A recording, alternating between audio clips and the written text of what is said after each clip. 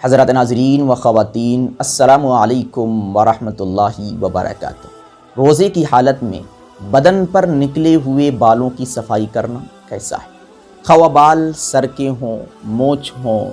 داڑھی ہوں، بغل کے بال ہوں، زیر ناف کے بال ہوں یا سینے کے بال ہوں، ہاتھ پر نکلے ہوئے بال ہوں یا پیر پر نکلے ہوئے بال ہوں، الغرض بدن پر نکلے ہوئے بالوں کی صفائی روزے کی حالت میں کی جا سکتی ہے یا نہیں کی جا سکتی ہے؟ اگر کوئی شخص روزے کی حالت میں ان بالوں کی صفائی کرتا ہے تو کیا اس سے اس کے روزے پر فرق پڑے گا یا نہیں؟ اسی طریقے سے روزے کی حالت میں ناخن کاٹ سکتے ہیں یا نہیں کاٹ سکتے ہیں؟ مکمل تفصیل آج کی اس ویڈیو میں رکھنے والا ہوں۔ ان بالوں کی طرف میں بڑھوں اس سے پہلے میں ناخن کی وضاحت کر دے رہا ہوں۔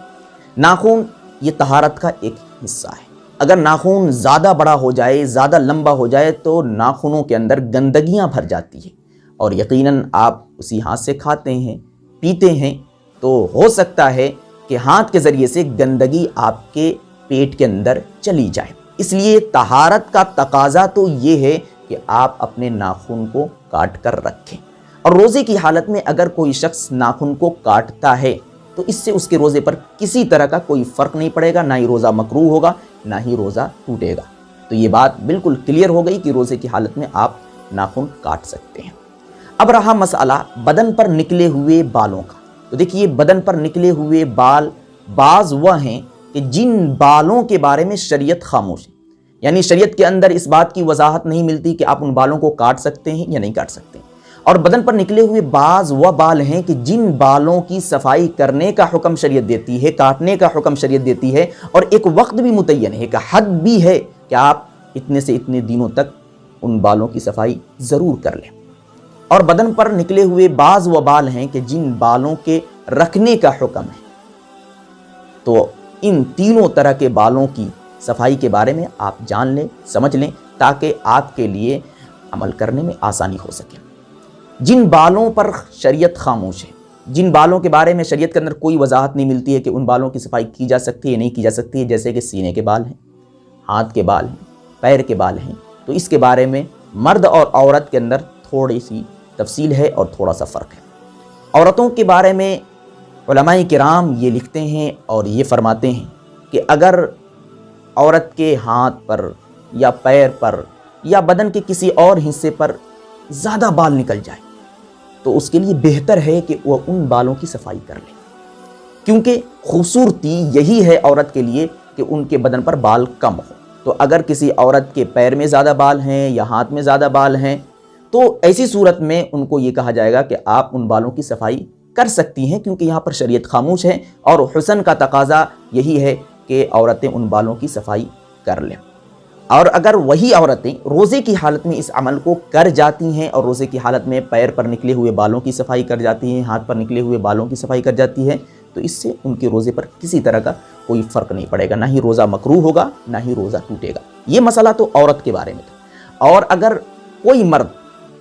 سینے پر نکلے ہوئے بال کی صفائی کرنا چاہ رہا ہے، یا پیر پر نکلے ہوئے بال کی صفائی کرنا چاہ رہا ہے، یا ہاتھ پر نکلے ہوئے بال کی صفائی کرنا چاہ رہا ہے، تو اس کے بارے میں بھی یہی کہا جائے گا اگر ان بالوں کی صفائی وہ مرد کرتا ہے تو اس کے لیے جائز اور درست ہے، حرام نہیں ہے، لیکن بہتر نہیں۔ علماء کرام یہ لکھتے ہیں کہ بہتر نہیں، وجہ اس کی ہے کہ مرد کا حسن اور مرد کی خوبصورتی یہی ہے کہ سینے پر بال ہوں۔ اللہ کے رسول صلی اللہ علیہ وسلم کے بارے میں بھی آتا ہے کہ ایک نشان تیر کی طرح اس طریقے سے بال نکلا ہوا تھا، تو یہ خوبصورتی کی علامت اور پہچان ہوتی ہے۔ تو مرد کے لیے یہی کہا جائے گا کہ بہتر یہی ہے کہ اگر سینے پر بال نکلے تو آپ ان بالوں کی صفائی نہ کریں، اگر صفائی کریں گے تو مزید اور زیادہ بال نکل جائیں گے، اور اگر پیر پر بال ہیں یا ہاتھ پر بال ہیں تو ان بالوں کی صفائی نہ کریں۔ لیکن پھر بھی اگر کوئی شخص روزے کی حالت میں ان بالوں کی صفائی کرتا ہے تو یقیناً ان بالوں کی صفائی کرنا حرام نہیں ہے، تو اس کی وجہ سے آپ کے روزے پر کوئی فرق نہیں پڑے گا، نہ ہی آپ کا روزہ ٹوٹے گا، نہ ہی آپ کا روزہ مکروہ ہوگا۔ تو یہ ان بالوں کی صفائی کے بارے میں حکم ہے کہ جن بالوں کی صفائی پر شریعت خاموش ہے، کہ اگر کوئی شخص ان بالوں کی صفائی کرتا ہے روزے کی حالت میں تو روزے پر کسی طرح کا کوئی فرق نہیں پڑے گا۔ اب ان بالوں کی طرف چلتے ہیں کہ جن بالوں کی صفائی کرنے کے بارے میں شریعت حکم دیتی ہے اور کہتی ہے کہ ان بالوں کی صفائی کی جائے، جیسے بغل کے بال ہیں، زیر ناف کے بال ہیں۔ اسی طریقے سے مونچھ کے بارے میں اللہ کے رسول صلی اللہ علیہ وسلم کی حدیث ہے کہ مونچھ کو تم تراشو، تو اس کے بارے میں علماء کرام کا یہ کہنا ہے کہ اگر کوئی شخص روزے کی حالت میں مونچھ کی کٹنگ کر رہا ہے تو اس سے روزے پر کوئی فرق نہیں پڑے گا، کیونکہ شریعت خود حکم دے رہی ہے اور اس کی وجہ سے روزے پر کسی طرح کوئی فرق نہیں پڑے گا۔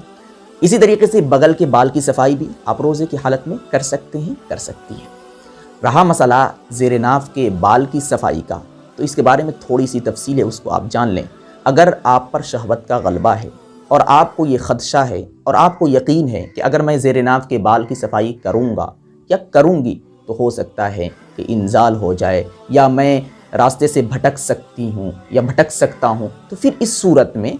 آپ کے لیے بہتر یہ ہے کہ زیر ناف کے بال کی صفائی آپ روزے کی حالت میں نہ کریں، کسی اور وقت میں کریں۔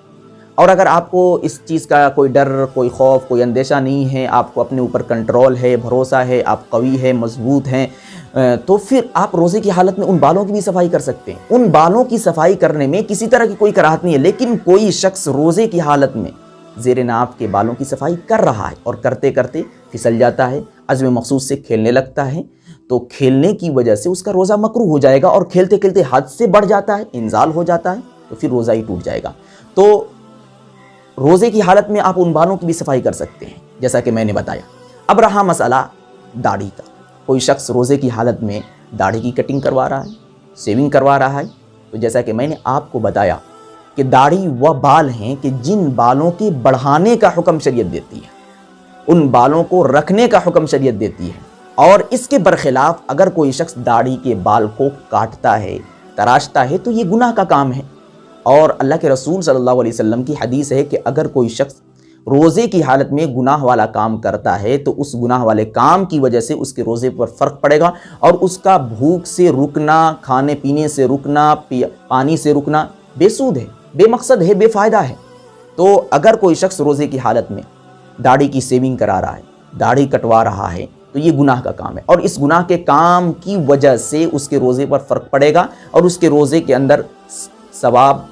کم ہو جائے گا، ثواب کی کمی ہو جائے گی اور اس کا روزہ مکروہ بھی ہو سکتا ہے۔ تو خلاصہ کلام یہ ہے کہ جن بالوں کے رکھنے کا حکم ہے ان بالوں کو روزے کی حالت میں نہ کاٹا جائے، جیسا کہ داڑھی کے بال ہے، اور جن بالوں کے کاٹنے کا حکم ہے ان بالوں کو آپ روزے کی حالت میں کاٹ سکتے ہیں، اس سے روزے پر کسی طرح کوئی فرق نہیں پڑتا ہے۔ اور جن بالوں کے کاٹنے نہ کاٹنے پر شریعت خاموش ہے، جیسے کہ سینے کے بال ہیں، پیر کے بال ہیں، ان بالوں کو بھی اگر کوئی شخص روزے کی حالت میں صاف کرتا ہے، کاٹتا ہے، تو اس سے روزے پر کسی طرح کوئی فرق نہیں پڑتا۔ السلام علیکم ورحمۃ اللہ وبرکاتہ۔ Thanks for watching Mustafa. Don't forget like, comment, share and subscribe to Al Haq Media.